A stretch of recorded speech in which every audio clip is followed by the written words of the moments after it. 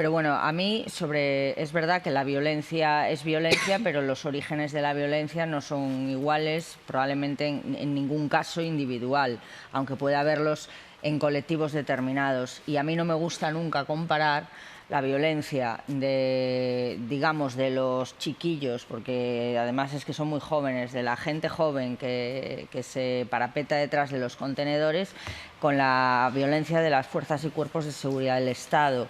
Siempre he pensado que, no siendo legítimas ninguna de las dos, las fuerzas y cuerpos de seguridad del Estado, por el mismo hecho de serlo, su violencia contra la gente es peor que la gente que es violenta contra ellos. Siempre, porque parten de una situación de fuerza, eso siempre, bueno, solo hay que ver cómo van unos y cómo van los otros.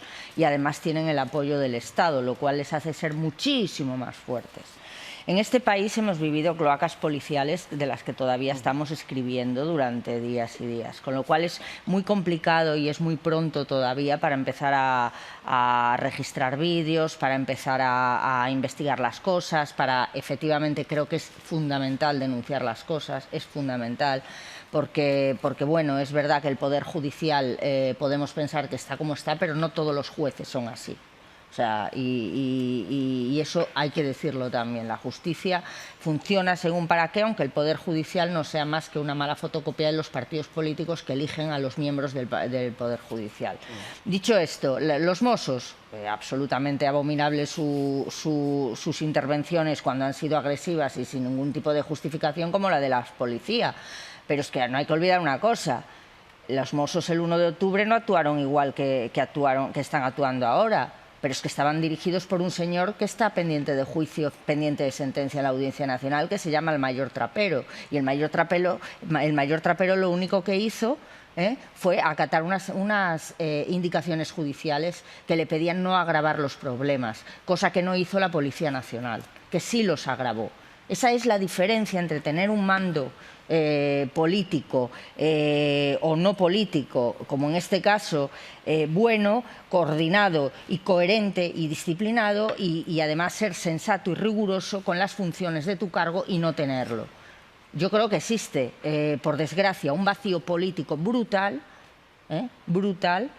que todas estas manifestaciones y toda esta movilización ciudadana es social de los pies a la cabeza, porque no tiene liderazgo, porque sus líderes están en la cárcel y acaban de ser condenados y algunos otros están fuera y no pueden ejercer ese liderazgo como querrían probablemente.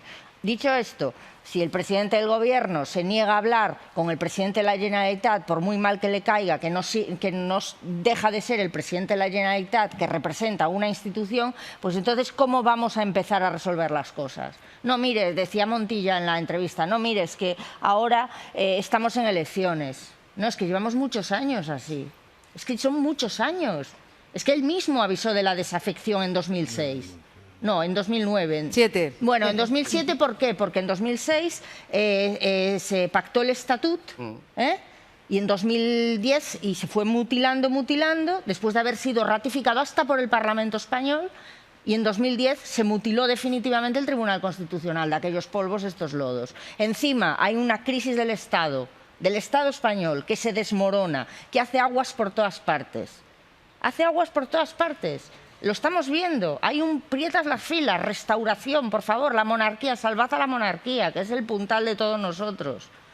Lo estamos viendo. Entonces, ¿qué hace el PSOE? Pues se derechiza y se tiene que acercar a quienes tienen que gobernar las instituciones, porque si no esto se nos va al carajo, con perdón.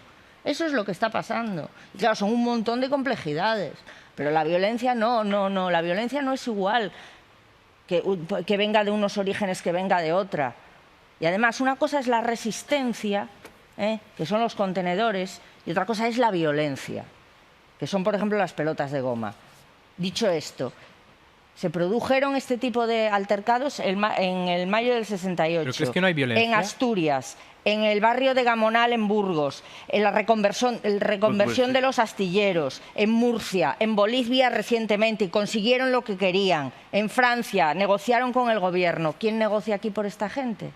¿Quién está negociando aquí por esta gente? La gente a la que vamos a votar el 10 de noviembre, hombre, es que dan ganas de no votar a nadie. De no votar a nadie. Sí, sí.